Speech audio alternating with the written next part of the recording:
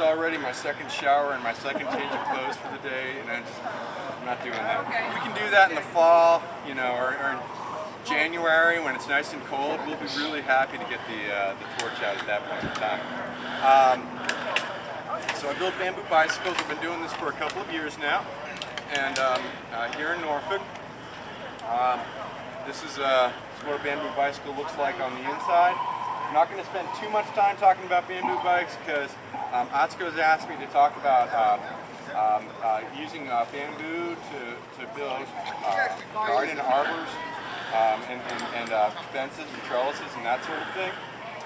I live about a mile north of here in Riverview, and so if you happen to be going down Lucille's Avenue in Riverview, you'll see a barrel vaulted garden trellis in our front yard made out of bamboo. So it's, you know, my wife's joking me, she's like, that's what you did with your art history education. I'm like, yeah, I made a pointed barrel vault trellis, and I was so proud of myself. But it was all made with bamboo that I collected from a local source. Yes, hey Calvin.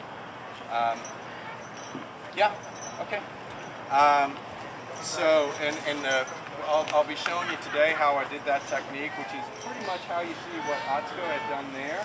We're also going to modify that one right there, and so we're going to bring the point down and spread out the sides. We're going to add a third piece, a horizontal piece towards the top, and spread it out so that we've got more access. It's not quite as narrow at the tops on the shoulders, and we can also continue those points and to create what would, the art history term would be an arcade, which is a series of arches. So it'd be arch, and then another arch, and then another arch, and you can just keep repeating ad hominem. So the first thing to start with is bamboo. This bamboo is this is golden bamboo. About 95% of the bamboo around here is golden bamboo. About 4% is black bamboo. It's like this stuff right here. And then every once in a while, I'll come across something else besides that. So most of the time, it's either golden or black bamboo. Sorry. We'll let the whole song play. Golden bamboo was brought to Norfolk, as I understand it, by the chief botanist at the zoo about 30 or 40 years ago. It's kind of like the maple or the oak of bamboos. It's relatively dense. It doesn't grow that fast. It's less invasive. There's two species of bamboo that are native to North America, canebrake bamboo and something else.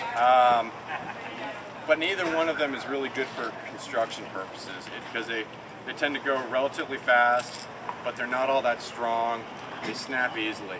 Golden bamboo, about 60% of the energy of the bamboo goes into what you see above the ground. It's a clumping bamboo, which means that it grows, you'll have a clump of, say, 4 to 8 pieces of bamboo. And once that clump has reached maturity, it sends out a single runner root, which is also called a rhizome, to start a new clump of bamboo. And so while that new clump is starting, it's getting all of its nourishment along that runner root from the mature clump. There's another whole category of bamboo that's called running bamboo. Now in running bamboo, which like black bamboo and canebrake bamboo, once each individual piece of bamboo, which is also referred to as a comb, once that reaches maturity, it sends out a runner to start a new piece of bamboo. So it can spread 4 to 10 times faster. Running bamboos spread 4 to 10 times faster than clumping bamboos. Running bamboos put the majority of their energy into the root below the ground. Clumping bamboos put the majority of their energy into the comb above the ground. So for the purposes of building stuff like bikes and trellises, clumping bamboos, much easier to work with. Running bamboos are kind of like softwoods, like pines for instance. They grow fast. They can thrive in less than ideal environments, whether you're talking about soil that's too salty or too wet or too dry or too cold or too hot. Whereas the clumping bamboos like golden bamboo, they're more like a hardwood, like a mahogany or an oak, where they want everything to be, just right. They want to have lots of water and lots of sunshine and good soil. And if they don't have that stuff, they don't grow that fast. So this stuff that I cut down is from a section of a bamboo where it only has about, the soil is only about 6 to 8 foot wide, but it's about 300 foot long. So it's kind of like the grassy strip you see right here. I see him walking away with it. So this piece of bamboo is probably about 4 years old. If you look at the bottom of it right there, it's practically solid right there. There's a tiny little hole. So this piece of bamboo would be really good for building the chain stays on a bicycle.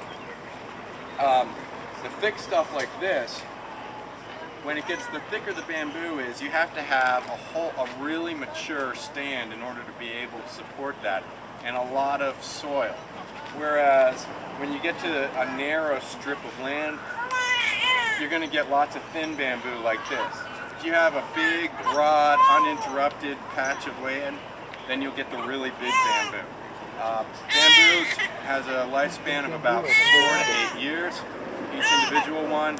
When the bamboo has reached the end of its life, I'm trying to see if I got a piece left. Yeah, here we go. If you're out looking at bamboo, the newest bamboo is going to be really green. In fact, this is not even a good.